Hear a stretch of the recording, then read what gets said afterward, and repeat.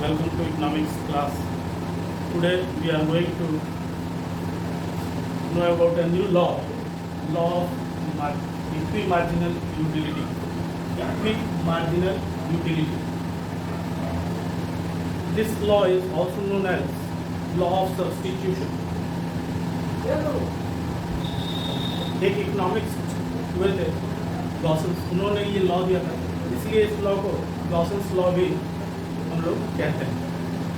तो स्टूडेंट्स, आप लोग इसमें कंफ्यूज मत कीजिएगा कि इसका क्या नाम है। नाम कोई भी पूछ सकता है एग्जाम में आपसे, इसलिए comfortable with all the names. Law of equi marginal utility, law of substitution, Gossen's second law, all are name of same law. So we will start with the definition of this law. It states that consumer will distribute his income between the goods in such a way that utility derived from last rupees on each good is equal. देखिए, सबसे पहले हम लोग ये जानना होगा कि wants जो होते हैं कंज्यूमर के वो अनलिमिटेड होते हैं, बट उसकी इनकम जो है वो लिमिटेड हो। अब लिमिटेड इनकम में उसे अपने ज़्यादा से ज़्यादा वांट्स को फुलफिल करना है, तो वो चाहता है कि उसे मैक्सिमम यूटिलिटी, जिसको हम लोग मार्जिनल यूटिलिटी भी कहते हैं, वो उसको मिले। तो इसके लिए वो एक से ज़्यादा गुड्स पे वो अपनी इनकम को स्पेंड करता है, ताकि उसे हर अगर एक से ज़्यादा एक ही गुड्स पे वो खर्च करने लगे तो धीरे धीरे उस पर उससे प्राप्त होने वाली उपयोगिता घटती जाएगी, उसकी यूटिलिटी घटती जाएगी। इसलिए वो क्या करता है, वो एक से ज़्यादा कमोडिटीज़ पे अपने इनकम को स्पेंड करता है। तो डेफिनेशन में जैसा कि अभी हम लोगों ने देखा कि state the consumer will distribute his income। किस चीज को डिस्ट्रीब्यूट करता है? अपने इनकम, क्योंकि इनकम लिमिटेड है और वांट्स अनलिमिटेड है, इसलिए वो अपने इनकम को डिस्ट्रीब्यूट करता है बिटवीन द गुड्स। उन गुड्स को वो कैटेगराइज कर लेता है कि किन किन गुड्स पे हमको खर्च करना है, और उन पर वो इस तरह से खर्च करता है इन सच अ वे that utility derived from last rupee। उस पैसे उस इनकम का लास्ट रुपी जो होगा उससे जो उसे यूटिलिटी मिले वो सभी यूनिट्स पे, सभी कमोडिटीज पे एक समान। इसके लिए एक फॉर्मूला है, marginal utility of commodity x. मान लीजिए कि दो कमोडिटी हम लोग लेते हैं x और y, तो marginal utility of x upon price of x equal to marginal utility of y upon price of y। इसका मतलब ये एक कमोडिटी, ये दूसरी commodity divided by their own price, price of x, price of y। Marginal utility of x commodity, marginal utility of y commodity. इसको हम लोग थोड़ा सा डिफरेंट तरीके से समझते हैं कि एक कंज्यूमर वांट्स टू स्पेंड ₹40। मान लीजिए कि एक कोई व्यक्ति है, उसे ₹40 खर्च करना है और वो बाजार जाता है, तो उसके सामने दो कमोडिटीज होती हैं।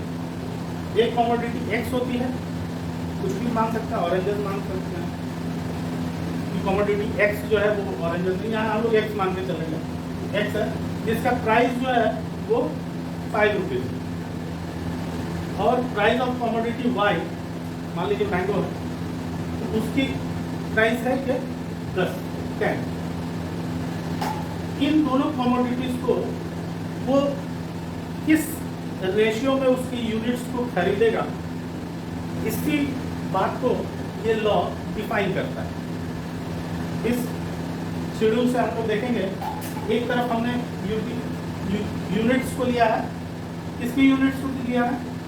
मैंगो और ऑरेंजेस के यूनिट्स को मान लीजिए इसमें लिया गया है 1 2 3 4 5 6। और मार्जिनल यूटिलिटी ऑफ एक्स देखेंगे तो पहले यूनिट से उसको 50 यूटल्स मिल रहा है, सेकेंड यूनिट से 45 40 35 30 25। वहीं जो मैंगो है उसके लिए 1 यूनिट से 80, सेकेंड यूनिट से 70, थर्ड यूनिट से 60। इस तरह करके हम लोग देखते हैं कि मार्जिनल यूटिलिटी को मिलती है, जो कि एक डिक्रीजिंग साइड में 50 से लेकर 25 तक, 80 से लेकर 40 तक ये डिक्रीज करता हुआ ऊपर से नीचे की ओर डिक्रीज कर रहा है। क्यों डिक्रीज कर रहा है? क्योंकि ये मार्जिनल यूटिलिटी है।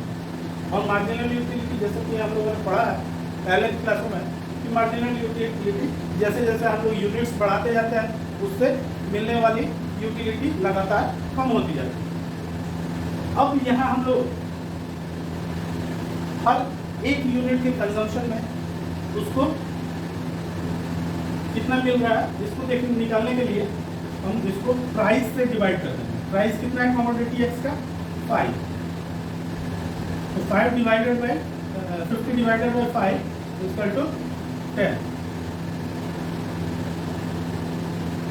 यहाँ क्या किया है हमने? mu x upon P X किया। ये mu x हो गया 50 divided by its price. Price is ₹5।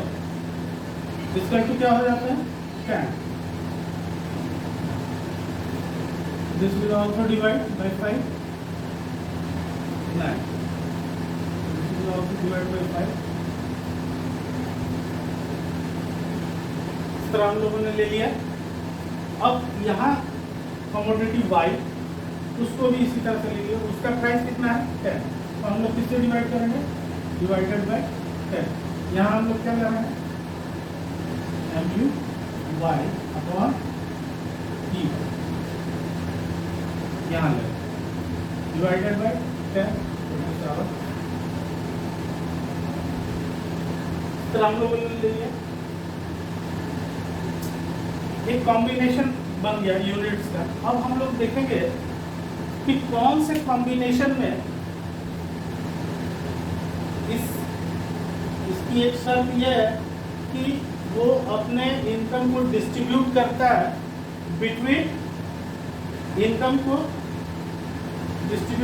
Between goods. क्या चीज? इनकम क्या है उसका? 40 रुपीज ही वो स्पेंड करने के लिए मार्केट में किया हुआ है, पॉकेट में वो 40 रुपीज लेके गया, तो ही will spend only 40 rupees upon these 2 commodities units, या यूं कहिए कि कॉम्बिनेशन ऑफ यूनिट्स। तो वो किस कॉम्बिनेशन ऑफ यूनिट पे स्पेंड करेगा, किस कमोडिटी का कितना यूनिट इसमें से वो स्पेंड करेगा इसको। तो हम लोग इसमें देखते हैं कि कौन कौन से कॉम्बिनेशन सेम है। ये 8 सेम है, ये दोनों सेम है, ये भी सेम है,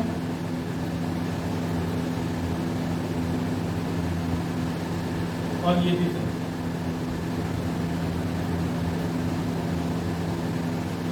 तो हम लोग देख रहे हैं कि 3 यूनिट्स बन है ना, पहला, दूसरा और ये थर्ड वन। अब हम लोग इसको देख लेते हैं यहाँ पे।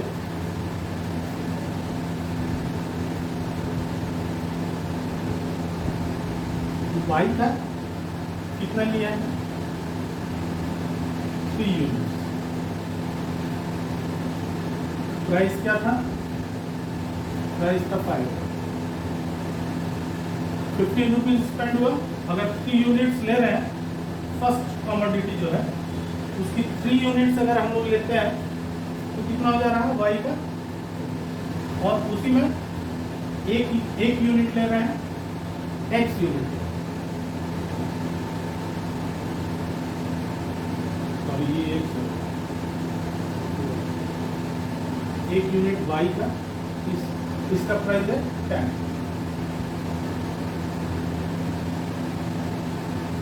अब इसको जोड़ते हैं, अगर ये कॉम्बिनेशन लेते हैं कि 1 यूनिट वाई का और 3 यूनिट एक्स का,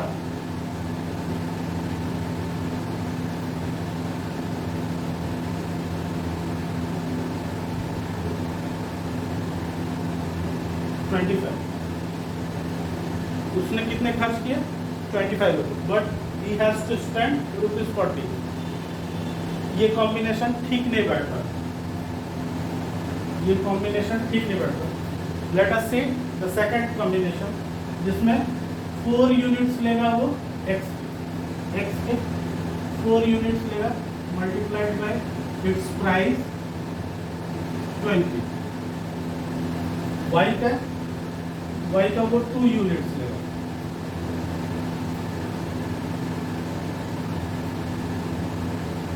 प्राइस इज 10, 20। हम लोग देखते हैं यहाँ कि वो 40 रुपीज स्पेंड हो जा रहा है उसका, पूरे 40 rupees, nothing is remaining. He is spending all his money upon these two combination of 2 commodities. अब इसको भी हम लोग देख लेते हैं एक बार। तो यहाँ पे x के 6 यूनिट और इसके 4 यूनिट, x के 6 यूनिट into 5, 40 रुपीज, और y के 4 units, 4 into 10, he has to spend 70 rupees. यहाँ पे थर्ड देख रहे हैं कि उसको 70 रुपीज खर्च करना पड़ेगा, but he has only 40 rupees in his pocket, so he will choose this combination. This is clear. Formula is MUX upon PX is equal to MUY upon PY।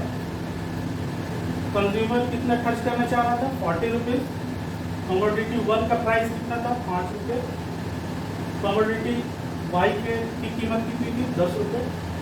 उसने इस कॉम्बिनेशन बनाया और ऐसे उसने स्पेंड किया, और अंत में जो कॉम्बिनेशन आया वो x के 4 यूनिट वो कंज्यूम करेगा और y के 2 unit, then he will spend this whole unit. उम्मीद है बच्चों आप लोग को पूरी तरह से समझ में आया होगा। Equi marginal utility law of substitution भी इसको कहते हैं। अगर आप लोग को पसंद आ रहा है जरा पढ़ाया तो जरूर लाइक और सब्सक्राइब कीजिएगा चैनल को। Thank you.